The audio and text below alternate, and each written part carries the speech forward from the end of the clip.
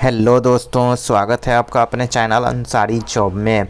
आज के latest job में हम बात करेंगे दोस्तों UPSC civil service online form 2024 के बारे में। तो देखिए दोस्तों, जैसा कि आप सभी को पता है यूपीएससी सिविल सर्विस का जो फॉर्म है वो हर साल आता है। तो इस बार भी देखिए इसका फॉर्म आ चुका है, नोटिफिकेशन जारी हो चुकी है। और देखिए इसमें टोटल नंबर ऑफ पोस्ट कितने हैं दोस्तों, तो देखिए यहाँ पे 1206 पोस्ट हैं। तो इसी नोटिफिकेशन को आज हम यहाँ पे देखेंगे कंप्लीट डिटेल्स में। तो जानने के लिए आप वीडियो को अंत तक ज़रूर देखिएगा। तो चलिए दोस्तों वीडियो की शुरुआत करते हैं। और सबसे पहले यहाँ आपको हम बताएंगे इम्पोर्टेंट डेट्स के बारे में। तो देखिए इसका जो फॉर्म भरना शुरू हो रहा है वो 14 फरवरी 2024 से शुरू हो चुका है। और लास्ट डेट देखिए दोस्तों 5 मार्च 2024 है। तो 24 फरवरी से 5 मार्च 2024 तक आप इसमें फॉर्म भर सकते हैं। इसमें जो पेमेंट है वो भी आप 5 मार्च तक कर सकते हैं। देखिए एग्ज़ाम फ़ी का जो ऑनलाइन एप्लीकेशन फ़ी होता है। उसके बाद देखिए दोस्तों इसमें अगर आपकी कोई गलती हो जाती है तो इसका जो करेक्शन डेट है वो 6 से 12 मार्च 2024 तक है। और इसका देखिए प्री का जो एग्ज़ाम होगा वो 26/5/2024 को होगा, यानी कि 26 मई 2024 को इसका प्री का एग्ज़ाम होगा। तो ये तो हो गए दोस्तों इम्पोर्टेंट डेट्स की बात। अब चलिए आपको दिखाते हैं एप्लीकेशन फ़ी। तो देखिए एप्लीकेशन फ़ी में जनरल ओबीसी ईडब्ल्यूएस को कितना लगेगा, 100 रुपये यानी कि 100 रुपीज़। वहीं देखिए एससी एसटी और पीएच कैंडिडेट को दोस्तों 0 है, एग्जेम्प्टेड है। एग्जेम्प्ट का मतलब होता है नील, कोई भी रुपए आपको नहीं देना है। और देखिए ऑल कैटेगरी फीमेल नील, देखिए 0। ऑल कैटेगरी की महिलाएं, यानी कि कोई भी अगर महिला या लड़की इस फॉर्म को भरेगी तो उसका कोई भी 1 रुपया नहीं लगेगा, एप्लीकेशन फ़ी के रूप में 0 है। वहीं एससी एसटी और पीएच के अगर पुरुष कैंडिडेट भी इस फॉर्म को भरेंगे तो भी उनका पैसा 1 भी रुपया नहीं लगेगा एप्लीकेशन फ़ी के रूप में। और देखिए जो लोग एप्लीकेशन फ़ी को देंगे वो देखिए वो ऑनलाइन देना है। आप डेबिट कार्ड से दे सकते हैं, क्रेडिट कार्ड, नेट बैंकिंग, इन सभी से देखिए ई चालान फ़ी मोड में, यानी कि आपको ऑनलाइन में ही करना है, ऑफलाइन में पेमेंट नहीं करना है। तो ये हो गई दोस्तों एप्लीकेशन फ़ी के बाद। अब देखिए यहाँ पे हम एज की बात करेंगे। तो एज में देखिए 1/8/2024 तक आपका जो मिनिमम एज है वो 21 ईयर्स, यानी कि कम से कम आपका एज 21 साल होना चाहिए 1/8/2024।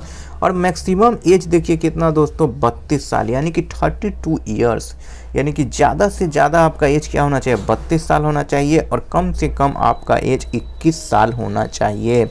और जो एज की जो गणना होगी वो 1/8/2024 तक के होगी। अब देखिए इसमें एज में रिलैक्सेशन भी मिलेगा। जो लोग गवर्नमेंट के रूल के अनुसार, मतलब जो लोग रिजर्व कैटेगरी में हैं उनको एज में रिलैक्सेशन भी मिलेगा गवर्नमेंट के रूल के अनुसार।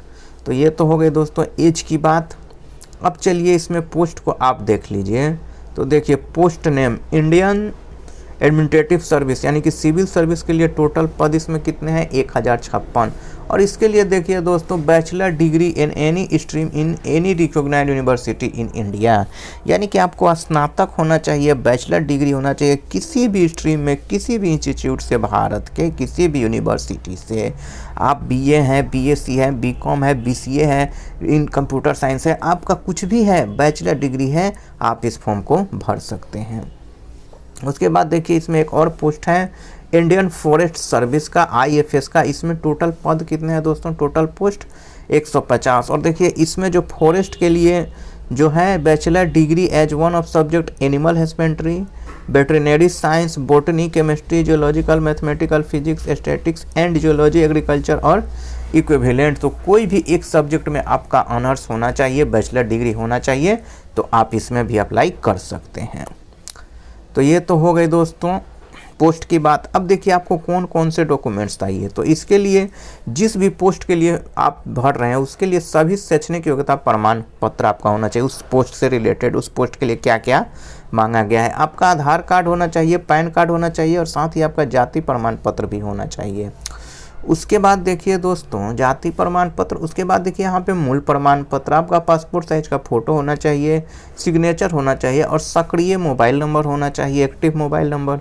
उसके बाद देखिए आपका एक्टिव ईमेल आईडी भी होना चाहिए और अन्य कोई अगर दस्तावेज जिसका अभ्यर्थी का लाभ चाहते हैं तो वो आपको देना पड़ेगा। तो ये हो गए डॉक्यूमेंट्स की बात। अब देखिए दोस्तों नंबर ऑफ अटेम्प्ट्स की यहाँ हम बात करेंगे।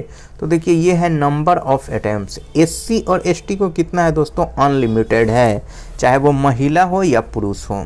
उसके बाद देखिए ओबीसी का हम बात करेंगे तो 9 यानी कि 9 बार 9 मौके 9 चांस उनको दिए गए हैं, चाहे वो महिला हो या पुरुष हो। ओबीसी 9 बार इस परीक्षा में बैठ सकते हैं, इससे ज़्यादा बार नहीं। अब देखिए पीडब्ल्यूडी की हम बात करें तो जो लोग जनरल, देखिए जो लोग जनरल और ईडब्ल्यूएस और ओबीसी में आते हैं वो 9 बार बैठेंगे पीडब्ल्यूडी में। और पीडब्ल्यूडी में ही जो एससी और एसटी में हैं वो लोग अनलिमिटेड है। वो लोग यहाँ भी क्या है, विकलांग भी जो हैं पीडब्ल्यूडी में जो एससी एसटी भी हैं उनका भी अनलिमिटेड है। और जनरल ईडब्ल्यूएस का 9 है, बाकी ओबीसी का भी 9 है दोस्तों। और ऐसे भी जो एससी एसटी में आते हैं उनका भी अनलिमिटेड है, वो कितनी बार भी इस एग्ज़ाम को अटेम्प्ट कर सकते हैं। तो ये तो हो गई दोस्तों नंबर ऑफ अटेम्प्ट की बात। अब चलिए देख लेते हैं एग्जामिनेशन फ़ी को। तो देखिए इसमें एग्ज़ाम को स्कीम ऑफ, देखिए scheme and subject for the preliminary and main exam. देखिए सबसे पहले आपका प्री एग्ज़ाम होता है, प्रीलिमिनरी एग्ज़ाम जिसे हम बोलते हैं।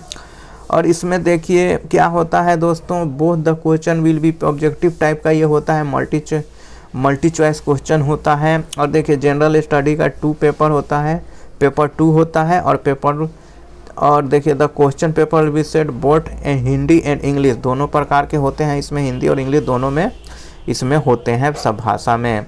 अब देखिए मेन एग्ज़ाम होता है आपका, देखिए सबसे पहले अगर आप इन 2 पेपर को क्वालिफाई, ये जो प्री का है अगर इसको आप क्वालिफाई कीजिएगा तब दोस्तों देखिए इसमें 300 मार्क्स का होता है।